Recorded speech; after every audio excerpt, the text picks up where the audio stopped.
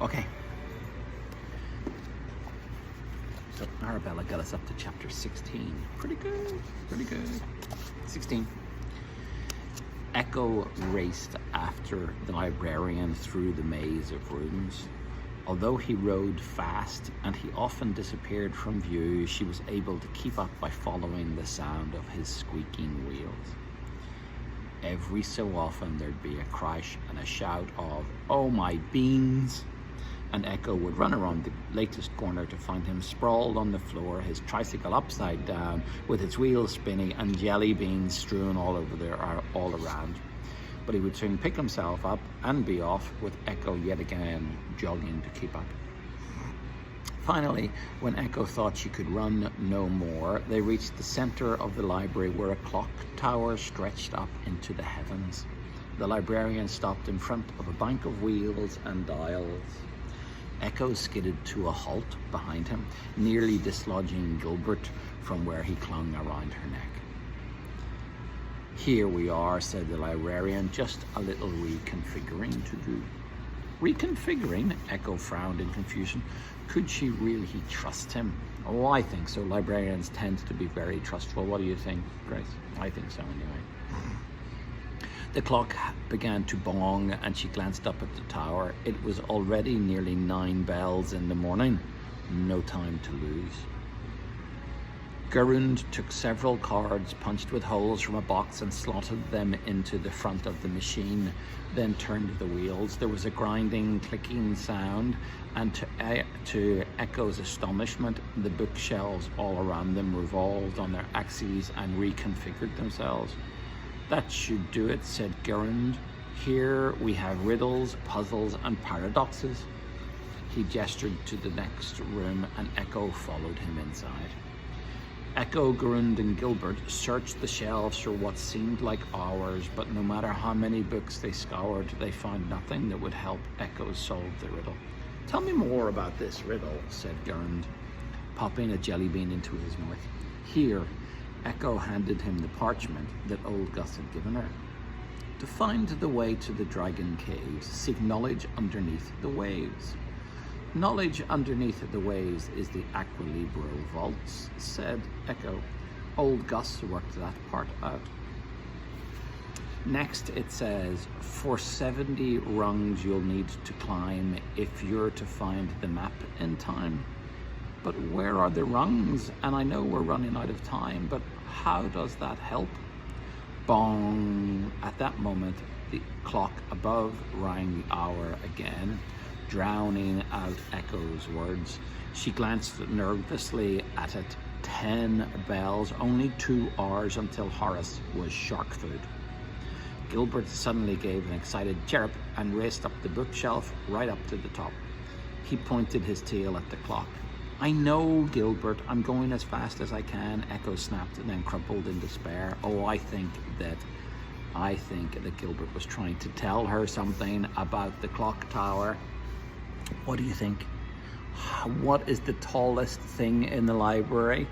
And we just heard it go bong. I bet. Just thinking. I think it might be that the next clue is in the clock tower. That's where she's got to go 70 rungs up. Just saying. 70. Oh, it's impossible. Horace is going to die a gruesome thunder shark death, and my mother will never find me, and I will be lost under the sea with nothing to eat but jelly beans, and it's all my fault. Gurund's face fell and Echo flushed with guilt. "I'm sorry," she said quietly. "The jelly beans were really very nice." There was an awkward silence. Then Gilbert raced down the shelves, grabbing her sleeves in his mouth and tugged it. "What?" He pointed his tail at the clock again. "Yes, I can see it's 10 bells already. You're not helping." Gilbert shook his scaly head in exasperation and jabbed the tail at the clock for the 3rd time. "What do you... Oh, wait, that's it," Echo said. "You're right." She picked him up, planted a kiss on his snout, making his scales turn pink. Gurund stared at her and cocked his head inquisitively. "Have you solved it?" "Time," she said. "If you find the map in time.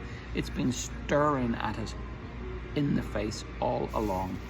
It's not a book at all. It's in the clock." She turned to him. "How do I get up there?" Is there a stairway? There's a ladder. With 70 rungs? Echo's heart skipped. Yes, said Geraint, but you don't really mean you're going to...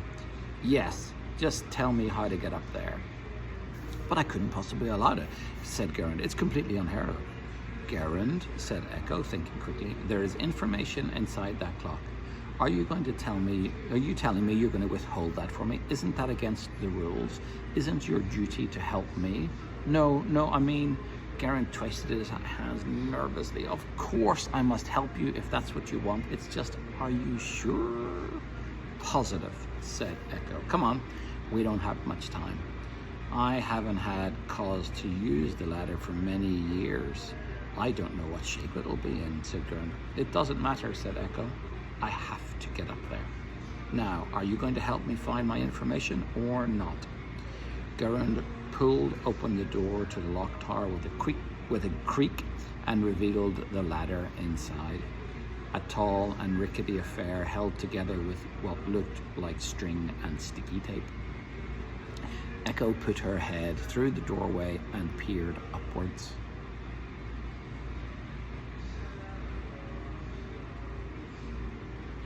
The long pendulum swung back and forth inside the body of the clock. Gilbert sprang onto the ladder rail and shimmied up into the darkness. Echo took a deep breath, slung her satchel over her shoulder, and followed him. Gilbert, whose sticky toes gave him a natural advantage, did much quicker work of the climb than Echo did. When he reached the top, he turned and looked back at her with an encouraging chirp. Coming! Echo's arms and thighs were burning with effort, and the ladder creaked and wobbled ominously. But she gritted her teeth and continued ever upwards. Risking a glance back down, Echo immediately regretted it as her head swam at the sight of the distance she had climbed. She closed her eyes and gripped the rungs with all her might. There was another chirp from above her. She squinted to see Gilbert navigating his way back down to her head first. I'm okay, she muttered, as Gilbert crept up her arm and gently prodded her cheek with his snout. Just a little further. Haha, we are going to learn more about what happens next time. Okay, good night, my beautiful Bubba. I hope you have good sleeping. I love you. Catch this kiss, please. Did you catch it? Good. And one for me, please. No. Good night, my beautiful Bubba.